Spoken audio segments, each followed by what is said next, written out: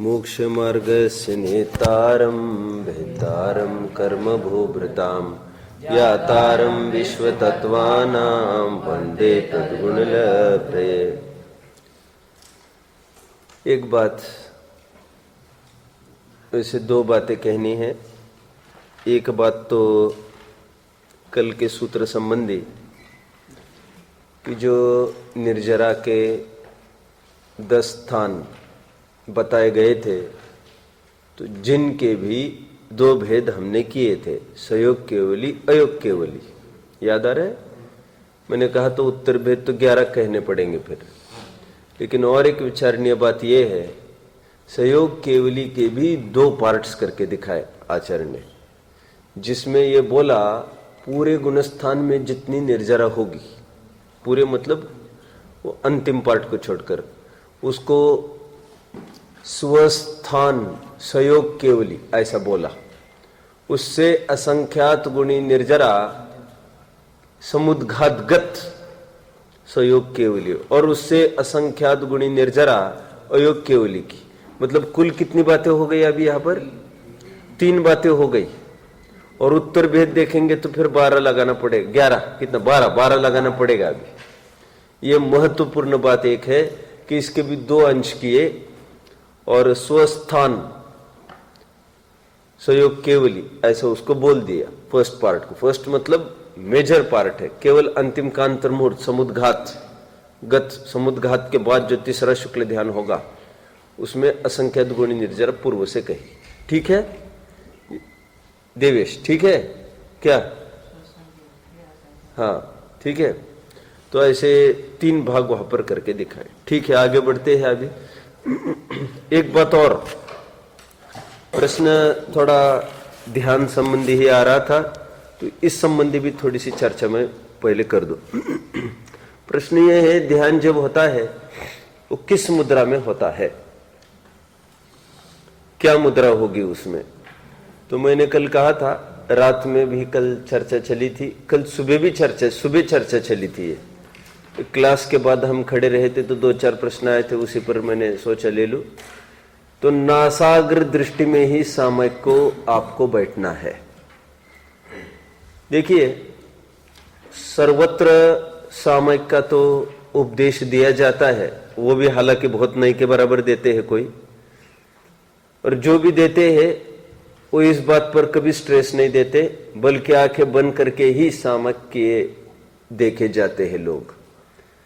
और आंखें आपको ना खुली रखना है पूरी, ना पूरी बंद, अर्धोन्मीलित आंखें आपको रखनी है, नासाग्र दृष्टि जिसको कहते हैं।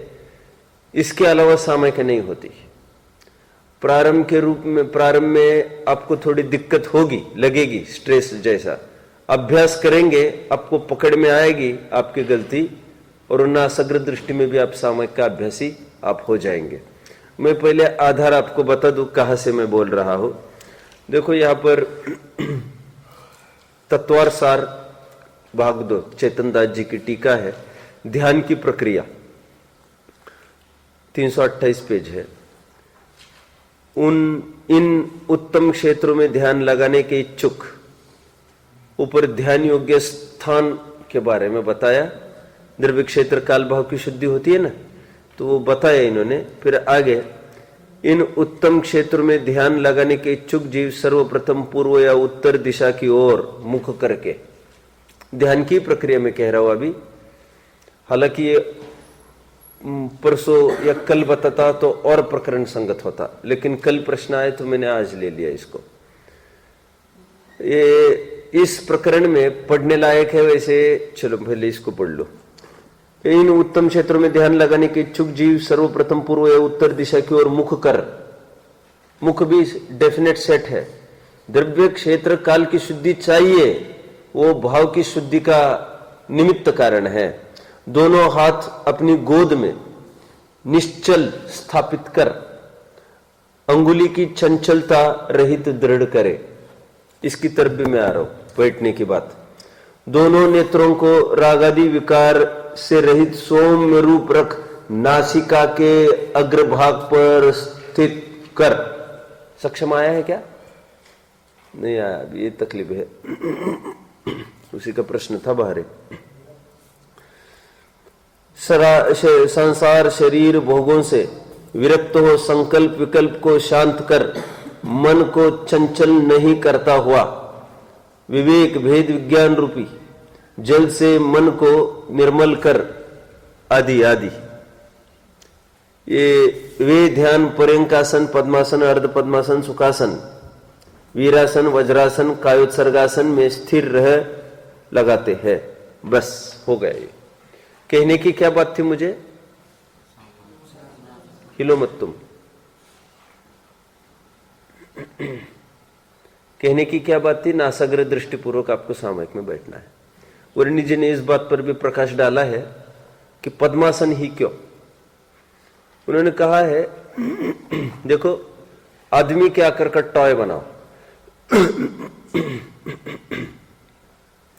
खड़ा करो उसको, वो देखो खड़ा होता है कि ढंग से।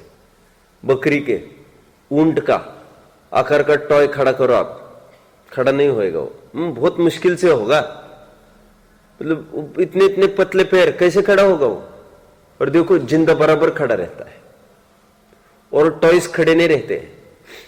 अरे ये तो भगवान को अपन ने खड़ा किया है, ये तो पीछे नीचे कितना बड़ा प्लेटफॉर्म दिया है उसको फ्लैट करके, ओनली पैर पर रेस्ट करके देखना उनको।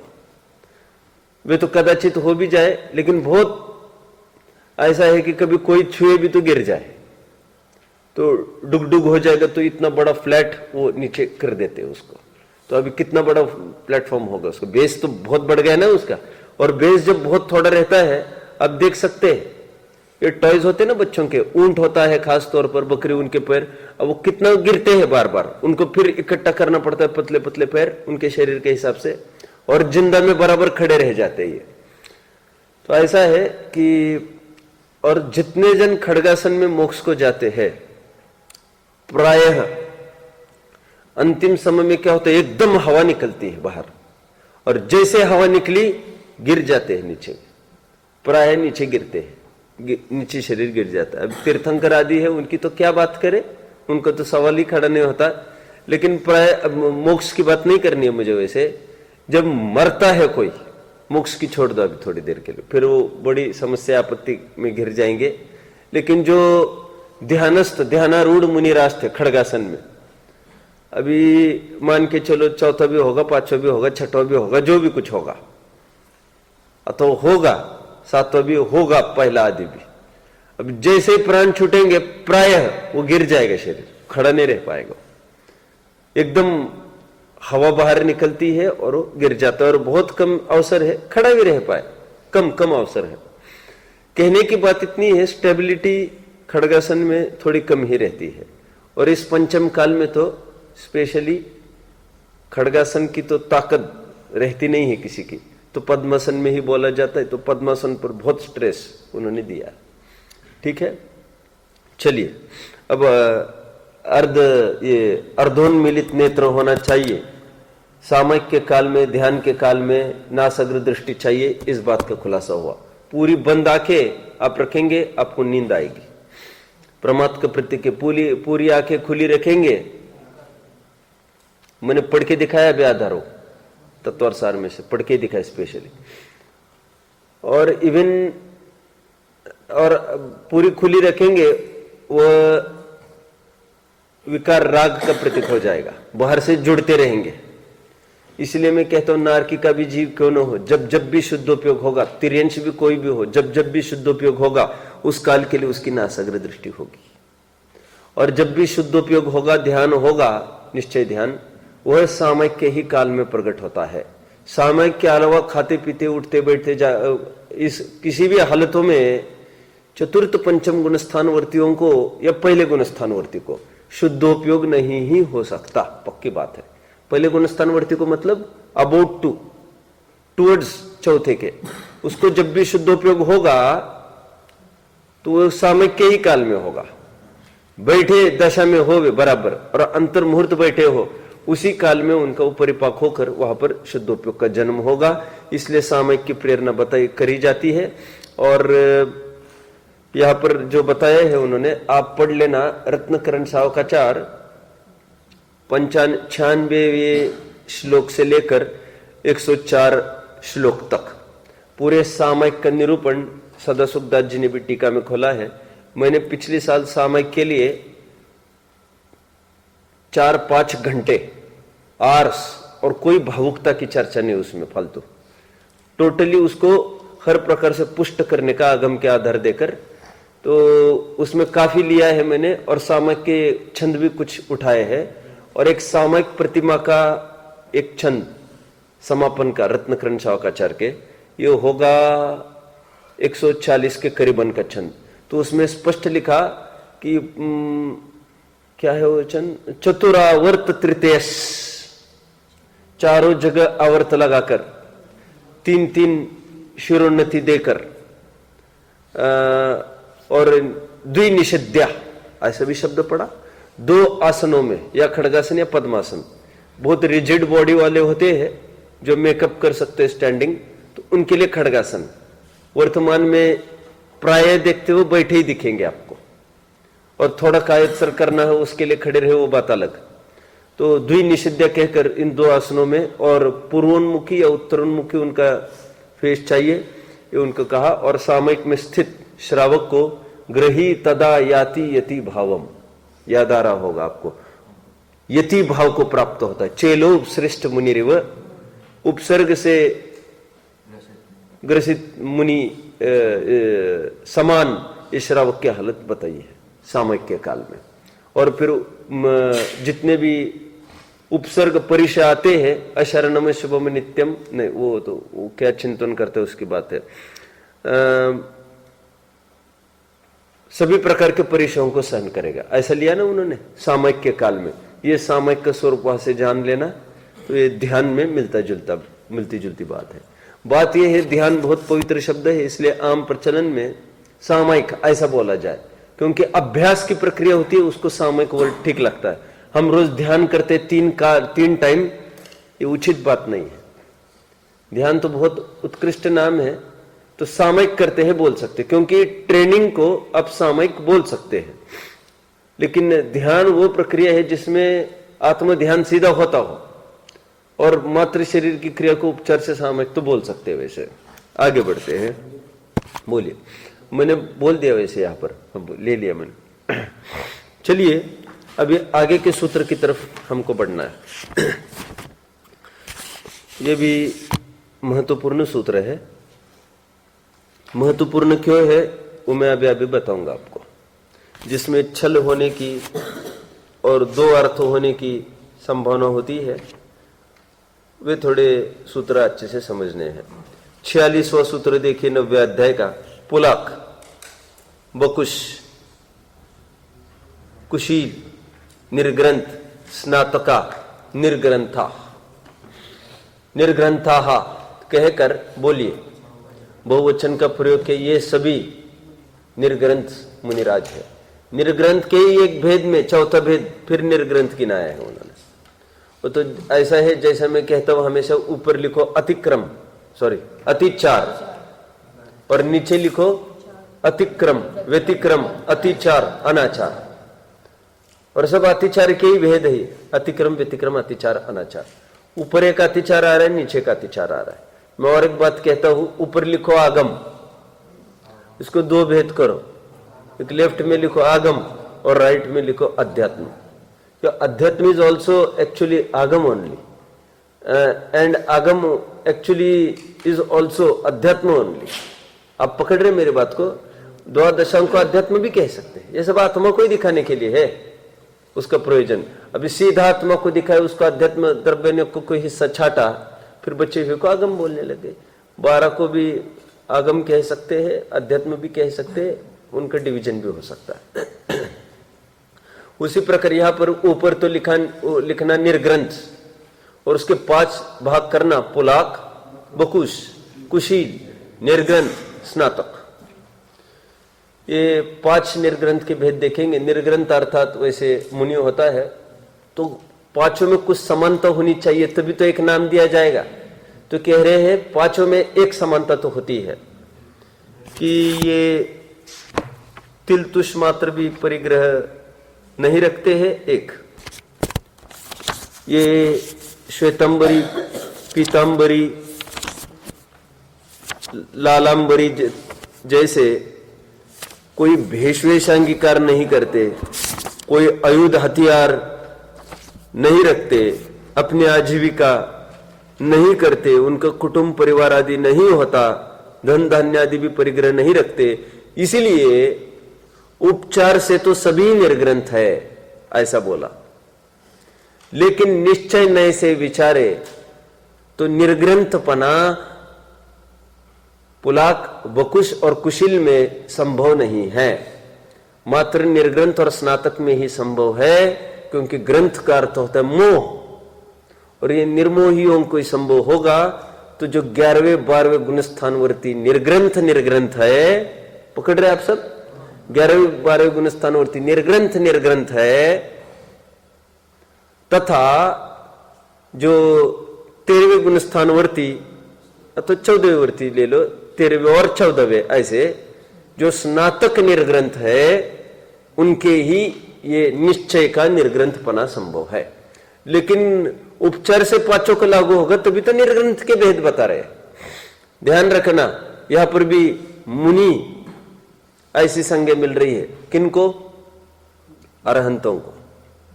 पकड़ रहे, स्नातक बोल रहे ना उनको, स्नातक। व्हाट इज एक्चुअली स्नातक? स्नात वेद समाप्तो, ये स्नातक का मैंने अर्थ खोला। क्या? स्नात वेद समाप्तो, जिसका अपना पठन पाठन पूरा हो गया है उसको स्नातक कहते हैं। आपने अभी बीए कहा, ऐसा नहीं है, कोई भी ग्रेजुएट उसको स्नातक कहते हैं। मैं आपको ये भी बताता हूं थोड़ा। पहले ऐसा है, पहले पढ़ाइयां तो कोई विशेष थोड़ी ना चलती थी। पहले मैट्रिक हो गए, बहुत बड़ी बात, तीर मार लिया, तो वो 8वीं को मैट्रिक कहते थे, और 8 साल पढ़ते रहना, सिलेबस की बात नहीं है मेरी। फिर और 2 साल पढ़ लिए तो उसको कहते थे,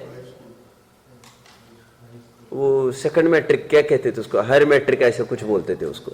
आज उसको एसएससी और एचएससी ऐसा बोलते हैं ना, आप नहीं जानते, ऐसा ही बोलते ना, एसएससी एचएससी। चलो जो भी हो, तो फिर बहुत आगे पढ़ाई बढ़ गई, अंग्रेजों के काल में भी तो बहुत हो गए, ग्रेजुएट हो गए। तो अब अक्सर, अभी तो कोई नहीं बोलता उसको, होगा कोई बहुत बड़ा ग्रेजुएट, ऐसा बोलते थे बहुत पुराने लोग। अभी कौन बोलता ग्रेजुएट को, कौन पूछता है? अभी गली गली में पड़े है ये। तो ग्रेजुएशन एक चरम सीमा की बात थी पहले, इसलिए उसको एक संज्ञा मिल गई स्नातक, जिनकी पूरी पढ़ाई हो चुकी है। लेकिन बाद में ये भी कमी पढ़ाई नहीं के बराबर होने लग गई, और पढ़ने लग गए और पढ़ाने भी लग गए। तो और पोस्ट ग्रेजुएशन 2 कोर्स बढ़ गए, तो उसको कहने लगे स्नातकोत्तर। अभी वो भी कुछ नहीं रही पढ़ाई, अभी तो कितना जीवन भर आप पढ़ते रहो, कितना कर सकते हैं, और कुछ कितना, बहुत सारी वास्ट फील्ड है। आज कहने की बात मेरी ये है, स्नातक मतलब जिसका ज्ञान पूरा हो गया है। तो अपने परमार्थ में तो ये स्नातक जो है वो स्नातक ही बने रहेंगे, स्नातकोत्तर कभी नहीं होगा। स्नातकोत्तर सिद्धों को भी क्यों नहीं कह सकेंगे? स्नातक ज्ञान से संबंधित है, केवल ज्ञान की पूर्णता हो गई। तो केवलियों को स्नातक निर्ग्रंथ कहते हैं, स्नातक मुनि। ठीक है, इस अपेक्षा से भी उनको गुरु यह संज्ञा है। इसलिए 3 कम 9 करोड़ मुनि राजों में किन किन को लिया है?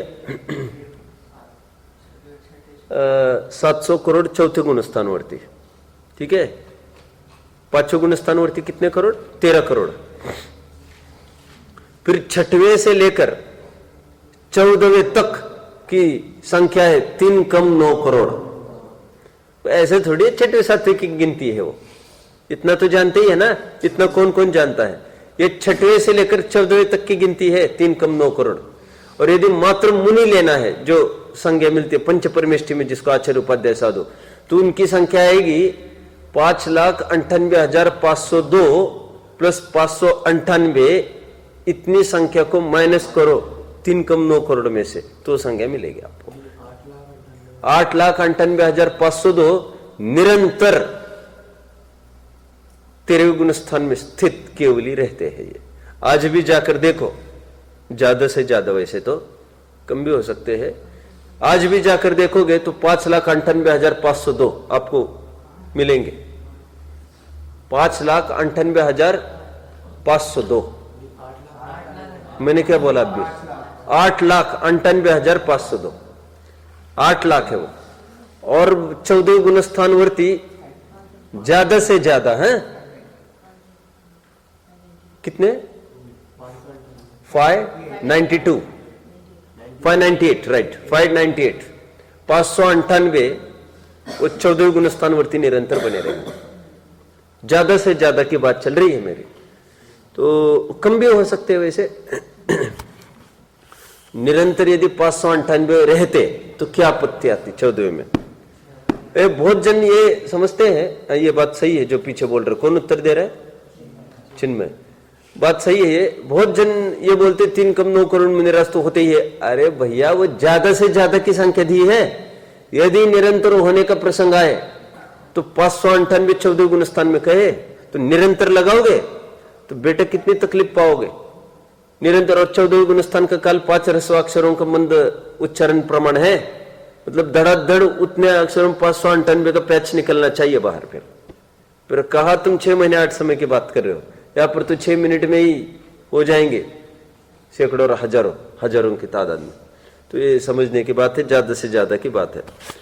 आइए अपने प्रकरण में, मैंने स्नातक को भी यहाँ पर प्रसंग पाकर ले लिया, क्योंकि मुझे कहना था निश्चय से निर्ग्रंथ और स्नातक, तो स्नातक ये दोनों ही निर्ग्रंथ है, लेकिन उपचार से ये ऊपर का निर्ग्रंथपना सब में पाया जाता है, इसलिए सबको निर्ग्रंथ कह रहे। आइए देखते हैं पुलक बकुश की तरफ। बहुत जन छल करते हैं पुलक बकुश के रूप में आज भी, इसलिए भी ये महत्वपूर्ण टॉपिक है। और जिनके अतिचार दिख रहे थोड़े बहुत, इसी को आड़ कर करके कह रहे देखो ऐसा लिखा है, कह रहे पुलक बकुश वालों को होता है। समझते नहीं है क्या क्या कहना। देखो पुलक का स्वरूप हमें पहले देखना है। ये पुलक, ये चार्ट बनेगा प्रॉपर, ये चार्ट काफी बड़ा बनेगा। ये 1-2 पेजेस लगेंगे, क्योंकि आज का भी सूत्र और कल का भी सूत्र इसी में बैठेगा पूरा।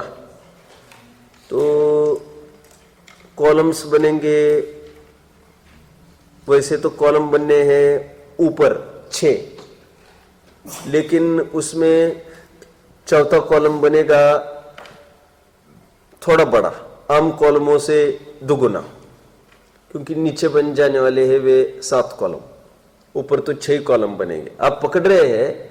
अगेन आगे देखिए। अब पहला कॉलम लिखेंगे, वो स्पेस छोड़ो, उसको नाम लिखो आप।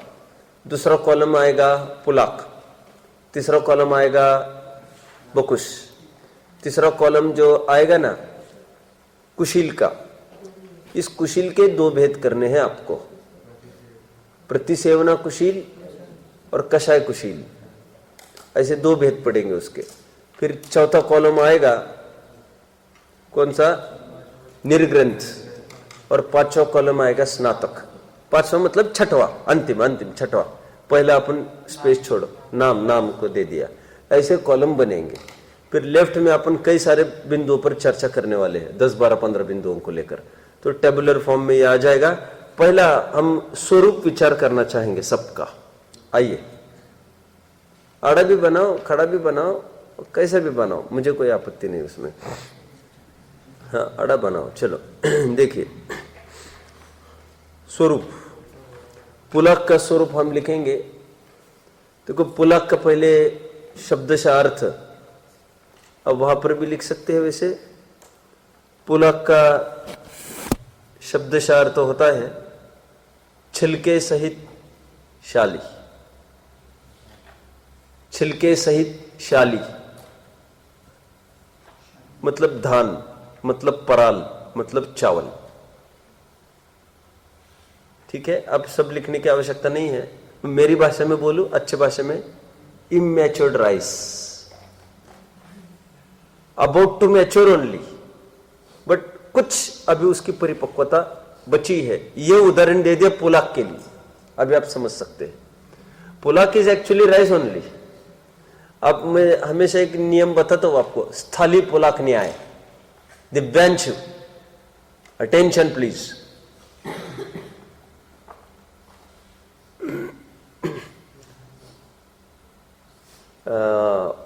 स्थाली पुलाक न्याय किसने सुना है मेरे मुख से? कभी नहीं सुना।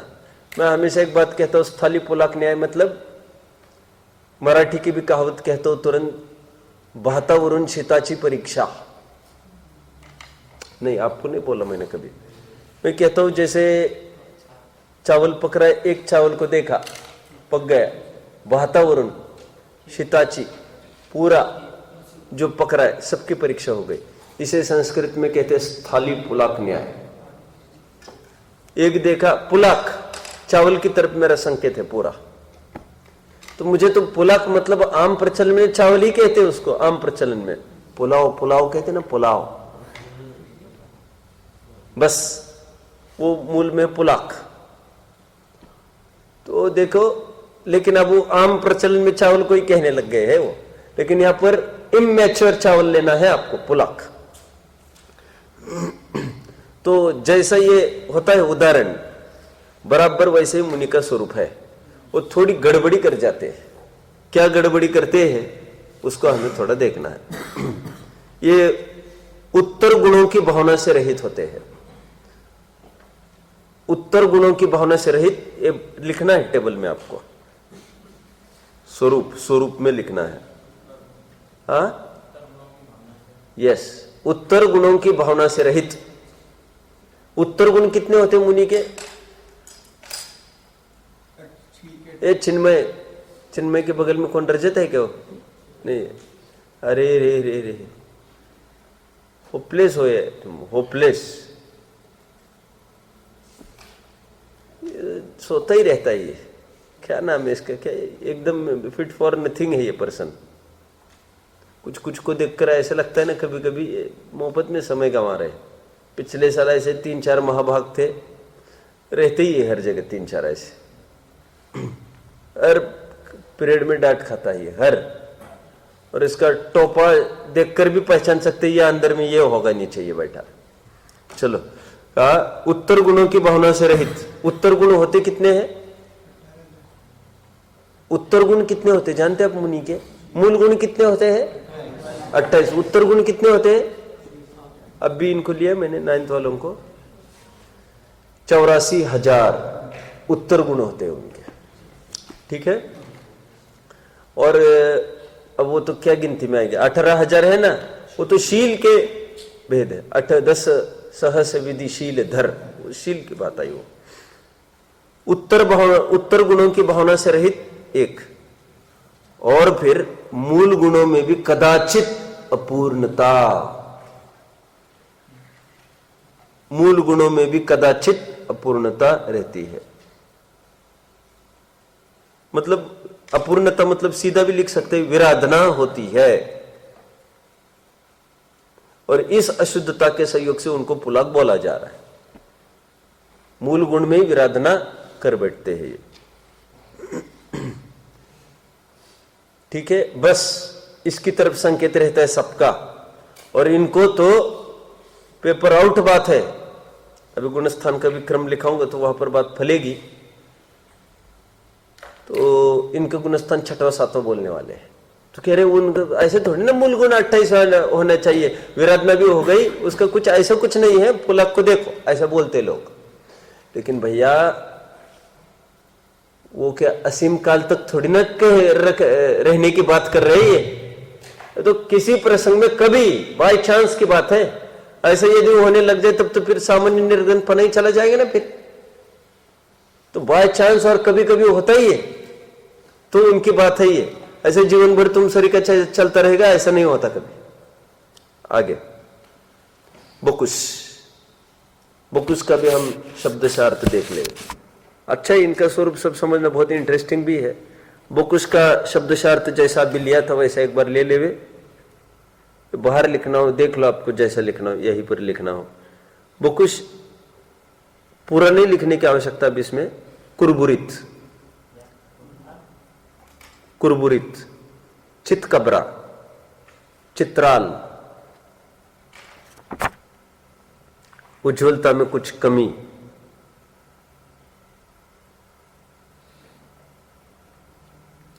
और इसको भी लिख लिया, तुझसे संयुक्त चावल, इसको भी एक उदाहरण दे रहे हैं।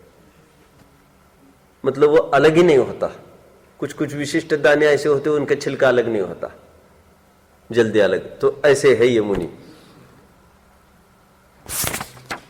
बुकुश का एक अर्थ शबल भी दिया है। शब्द मतलब चित्र विचित्र वर्ण वाला, और चित्र विचित्र वर्ण वाला मतलब कुछ अटपटे अतिचार लगते हैं इसको, अटपटे चित्र विचित्र। अब जानते हो वैसे छठे गुण स्थानवर्ती मुनि को चित्राल आचरण कहते, चितकब्र जैसा। याद आता है आपको? नहीं याद आता है? अच्छा, अपने तो टाइम हो गया पढ़ के गुणस्थान।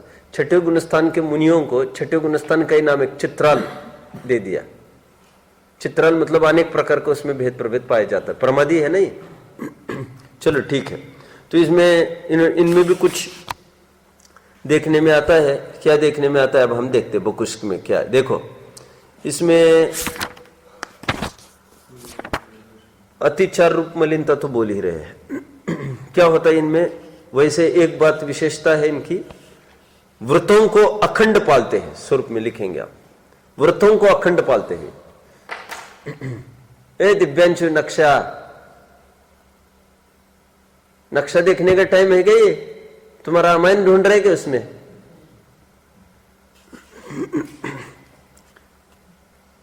इनमें क्या है कमी देखिए। शरीर उपकरण, ये दो प्रकार के बुकुश बनेंगे। इसमें नहीं लिखो, नहीं तो टेबल बहुत बड़ा हो जाएगा। एस्टेरिक्स करके बाहर डाल सकते, कहीं बाहर उसको लिखो। दो प्रकार के बुकुश होते हैं, शरीर बकुश, उपकरण बकुश। शरीर बकुश क्या करते हैं? थोड़े शरीर के सजाने में इंटरेस्ट रखते हैं, और उपकरण बकुश उपकरण सजाने में इंटरेस्ट रखते हैं। बहुत अटपटा लगेगा आपको स्वरूप। और ये कोई सागर भी है इस नाम का एक अलग, उसको तो बकुश नहीं कहते हैं, उसको पुलक बोलते हैं। और वो कहते हैं तो फिर वो थोड़ा सजावट वगैरह करता रहता है। आपने कभी देखा होगा उसको मतलब मुझे क्या कहना है वो तो सुनो। ये कह रहा हूं कि आप देखेंगे वो एट ए टाइम 10 स्पेक्ट्स रखता है अलग प्रेम की। How many? और एक अखबार में तो 10 अलग अलग पोजेस विथ अलग अलग स्पेक्ट्स ये बराबर डाल दिया था उन्होंने, क्योंकि हीरो दिखाने के लिए नहीं, उनकी खटिया खड़ी करने के लिए। वो अलग अलग पोजेस में, अलग अलग कट में, शेव कट्स, और अलग अलग फ्रेम्स में। तो दिखाए देखो ये 10-12 प्रकार के चश्मे रखे अपने पास। फिर कह रहे हैं उसमें क्या? तो लोग ये कहते हैं उसमें क्या? ये उपकरण बकुश। उपकरण बकुश मतलब ये उपकरण को बहुत सुंदर रखने की कामना रखते। मैं अभी और बता रहा हूं आपको। एकदम ऐसा करते हैं ये, अपना लुक अच्छा हो, अपना उपकरण एकदम सबसे हटकर हो, आवाज एकदम मीठी हो, प्रभावशाली प्रवचन हो, सब इंप्रेस हो। लेकिन ये सब करते हैं जैन धर्म की प्रभावना के लिए, क्योंकि वे ये समझते हैं धारदार होगी। देखो ऐसा निमित्त नैमित्तिक सहयोग होता है कि जो दिखने में हैंडसम हो, फेयर कलर्ड हो, आवाज मीठी हो, वो वक्ता से ज्यादा प्रभावना होती है। आप मानो न मानो, सामान्य कथन है, सामान्य। फिर विशेष कथन में तो कुछ भी हो सकता है। तो जिसका लुक अच्छा हो और इंप्रेसिव आदि सब कुछ हो उसका, तो फिर वो मैटर करता है ये चीज। ये तो हमारी बुद्धि की एक तरह से हमारी बुद्धि पर वैसे तो, लेकिन निमित्त नैमित्तिक सहयोग है ऐसा सब। तो वो ऐसा अपने में, फिर वो ऐसा मैंने इसलिए अभी मुनि स्वरूप में लिया, जो 2 महीने के बाद केस लॉन्च करेगा ना, मुनि को 2, 3, 4 महीने का केस लॉन्च का बोला है। 2 महीने के पहले नहीं करना, 4 महीने के बाद। तो मैं कहता हूं ये 2 महीने वाला जरूर ये होना चाहिए। कौन? ये बुकुश वाला। क्यों? उसमें लुक एकदम अच्छी रहती है, और शेव बड़ा, ये लुक एकदम स्पॉइल हो जाती है, देखना पसंद नहीं करता आदमी। ये फैक्ट है। और लोग ये चाहते मैं क्यों दिखूं किसी को, और जो आप देखना चाहते हो वो मैं कहा हूं। अपन के चमड़ी के बने हैं क्या? हमको मांस के पिंड है क्या? अब पकड़ रहे? तो ब्यूटी के पीछे ये करते होंगे ऐसा कुछ, क्योंकि शरीर में और शरीर सजन और क्या हो सकता है? रोज नहाना वहाना तो हो नहीं सकता इनका, मर्यादा ही टूट जाएगी उनकी। तो ऐसे कुछ केस लोच आदि आदि में हो सकता है। तो भावना रखे ऐसी, मैं अच्छा दिख रहा हूं या अच्छा दिखूं तो बहुत प्रभाव हो सकता है। अच्छा आवाज किसी किसी को होती है ना, बहुत मीठी आवाज, तो उससे प्रभाव होने की, तो फिर ऐसा लग सकता है उनको। शरीर बकुश ऐसे होते हैं। और उपकरण बकुश पीछे एकदम अच्छे रखे कमंडल, वो तो उपकरण मतलब पीछे कमंडल की बात है, वो कोई चश्मे पश्मे की बात थोड़ी हो जो तुम ये कह रहे हो उपकरण अच्छे रखे तो प्रभाव हो। आतनीण मुकर मंत्र का अर्थ समझाना चश्मे पहन पहन कर, काम ऐसे थोड़ी ना प्रभाव होती। ये तो पारगामी है, सब जानते हैं शास्त्रों को। तो शरीर उपकरण की शोभा बढ़ाने में लग जाते हैं, ठीक है। तो लेकिन मूल व्रतों का अखंड पालन ये करते हैं, व्रतों में कहीं गड़बड़ी नहीं करते। और अभी अभी के तक के तो मूल गुणों में ही कदाचित अपूर्णता लाते थे। आगे बढ़ते हैं। ये बकुश में भी एक मिनट, पुस्तक, हाँ पुस्तक में भी कुछ अच्छा लुक हो ऐसा कुछ करने का भाव करते हैं।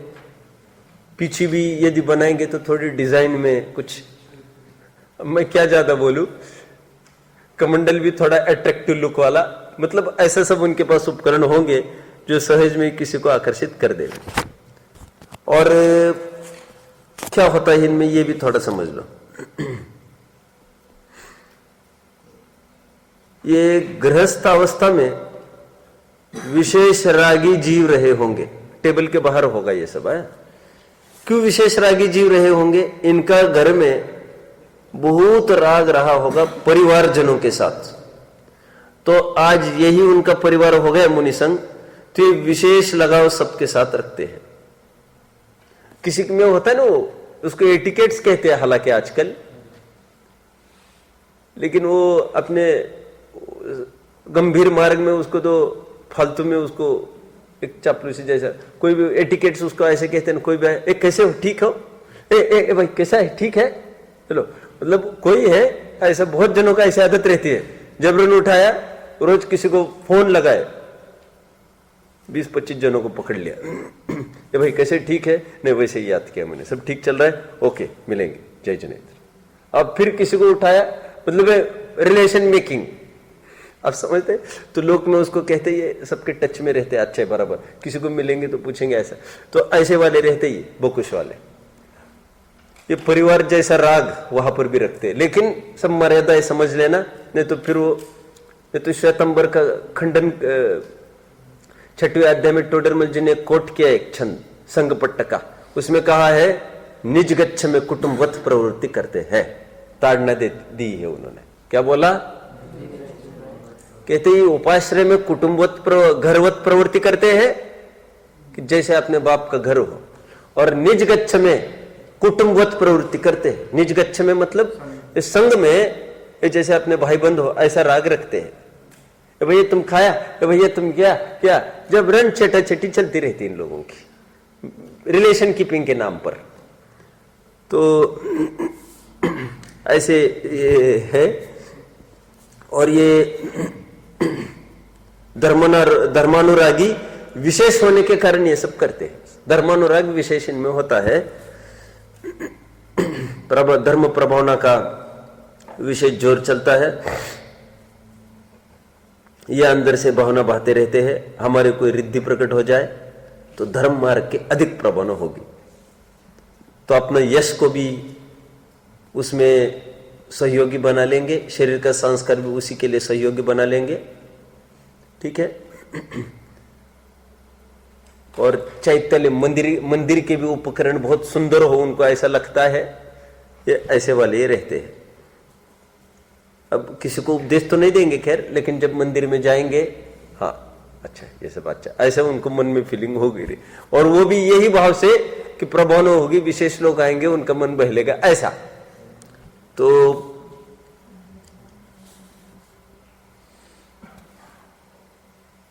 ठीक है, ये हो गया बकुश संबंधी। कुशील, आगे बढ़ते हैं। कुशील के दो भेद करेंगे, प्रतिसेवना और कषाय। प्रतिसेवना में आप लिखेंगे, प्रतिसेवना में आप लिखेंगे मूल उत्तर गुण में परिपूर्ण,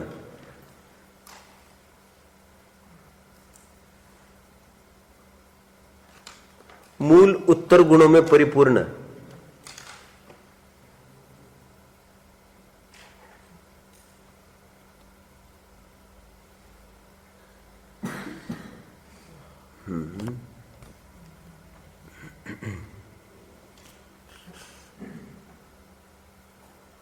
कभी कभी उत्तर गुणों की विराधना। बस पुलाक में क्या था, उत्तर गुणों की भावना से ही रहित बोला था। भावना से रहित मतलब ये लगता होगा क्या पालना उसमें उत्तर गुण में, 28 मूल गुण परिचायक है। मूल गुण में कभी ये नहीं लग सकता क्या पालना उसमें, लेकिन उसमें कदाचित अपूर्णता पाई जा रही थी पुलक में। इसमें तो उत्तर गुणों की विराधना करता है, ये प्रतिसेवना में लेना है। कषाय में क्या लेना है आपको, देखिए इसमें क्या होता है, देखिए चलो कषाय का पहले लिख लो। अभी इसके आगे थोड़ा सा हाई क्वालिटी चालू होंगे। अभी ये बचे हुए हैं ना, थोड़े हाई क्वालिटी वाले हैं। संजुलन के अलावा शेष कषायों को जीत लिया है। क्या बोला, संजुलन के अलावा अन्य कषायों को जीत लिया। इनमें कोई डिफेक्टेड पीस नहीं हो सकता। बस इसमें क्या दिक्कत है मैं थोड़ा बताऊं आपको। यहां पर कुछ भी डिफेक्ट के रूप में गिनाए नहीं है ग्रंथ में। बस यहां पर कुशील का अर्थ ये लेना, हमेशा मैं इसलिए कहता हूं, देखो ये सब प्रश्न पूछते रहते कुशील। यहां पर शील मतलब स्वभाव, पयड़ी शील सहावो। शील नाम प्रकृति का है, शील पहुड़ में लिया। और अभी गोमट सार कर्म कांड की भी गाथा बताई दूसरी, पयड़ी शील सहावो। शील मतलब होता है स्वभाव, विनयशील, प्रगतिशील, प्रगति स्वभाव वाला। तो कहते हैं स्वभाव के अनुरूप नहीं है, अर्थात अभी 11वें गुण स्थान को पार नहीं किया है इन्होंने, केवल उसके लिए उनको कुशील बोला जाता है। कुशील जो शीलवान कौन, तो कह रहे हमारी दृष्टि में 11वें गुण स्थान से ऊपर शीलवान, 10वें के नीचे कुशील। इसलिए कषाय का होना ही कुशीलपना है, ऐसा ये अर्थ लेना। नया कुछ डिफेक्ट इनमें नहीं होता। ये टीका में ऐसा खुलासा नहीं है, अब नोट करो। और कहीं कुछ होगा कहीं कुछ होगा, मैं तो सब डाल के दे रहा हूं आपको। आगे तो यहां पर लिखा है संजुलन के अलावा शेष कषायों को जीत लिया। संजुलन का तो उदय है ही इनके, वो अभाव होता तो जाते 11-12 में होते, फिर निर्ग्रंथ स्नातक में बैठते हैं। अभी प्रतिसेवना और कुशील की विशेषता थोड़ी और। प्रतिसेवना में क्या होता है, गुरु शिष्यत्व का अभिमान दूर नहीं होता। गुरु शिष्यत्व का अभिमान दूर नहीं होता इसमें। प्रतिसेवना में लिख रहे हैं ना, ये अलग से लिखो, टेबल में लिखने की आवश्यकता नहीं है। मतलब इनमें मैं गुरु अथवा मैं इनका शिष्य, ऐसा अभिमान बना रहता है। वो जो यहाँ पर मूल उत्तर गुणों में परिपूर्ण होने पर भी उत्तर गुणों की विराधना बोल रहे हैं ना, वो उत्तर गुणों की विराधना इस रूप से होती होगी इनकी। ठीक है, कि गुरु शिष्यत्व का अभिमान दूर नहीं होता, ऐसा इनके बारे में लिखा है। आगे बढ़ते हैं। निर्ग्रंथ और स्नातक। स्नातक में तो बहुत सरल होना होगा, क्या, समस्त घातीय कर्मों का नाश कर दिया, यह स्वरूप है स्नातक का। निर्ग्रंथ जिनका मोह नाश तो उपशमित हो गए हैं, परंतु केवल ज्ञान नहीं हुआ है। उदित भी उसी 4-5 में है। कभी इनको नोट्स लाना नहीं, कुछ नहीं। उदित है, मैं गिनती करूं, उदित है, रजत है, पर्व है, ये चिन्मय है, रात में ध्यान देता होगा भले ही, ये कौन अर्पित है, ये सब ऐसे ऐसे भर्ती है। ये तो भी ऐसा ही है। और वो नहीं आएगा ईद का चांद आज, बीमार का छूना लगाता रहता है तुम लोगों को। बीमार बीमार पड़ने को वो जब चाहे एब्सेंट ही रहता है। चलो, ये पहला कॉलम हुआ। सेकंड कॉलम पर आओ, गुणस्थान। ये वैसे ये सूत्र हमारा पूरा हुआ है। गुणस्थान दूसरा कॉलम ले लो अभी।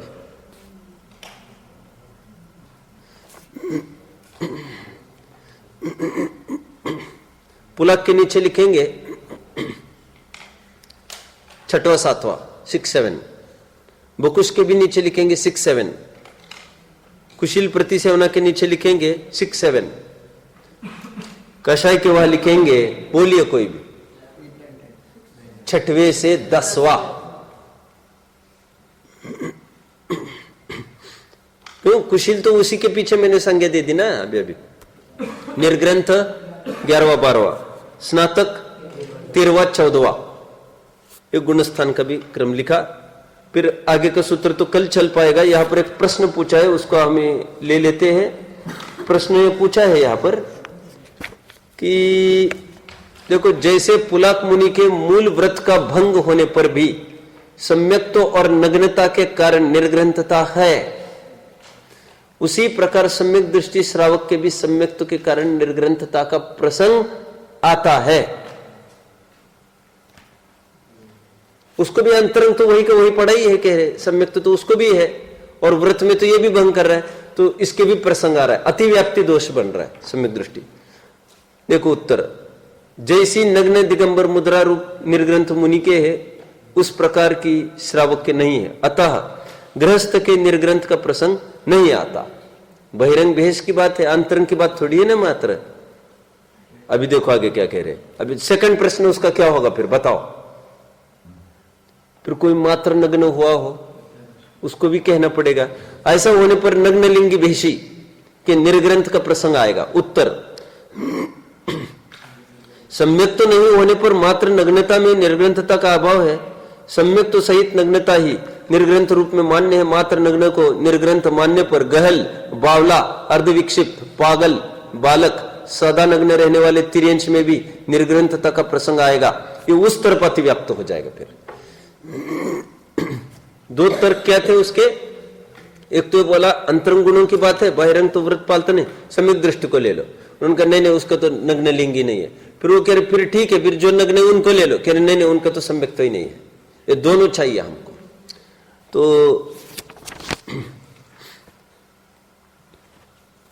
बस 47वां सूत्र बचता है। बहुत बड़ा टेबल है। तो 47वें सूत्र में ये जो एक एक विशेषण चलेगा, जिसे संयम चलेगा, श्रुत चलेगा, तो एक एक उसका पॉइंट बनेगा और टेबल पूरा हो जाएगा। ओम नमः।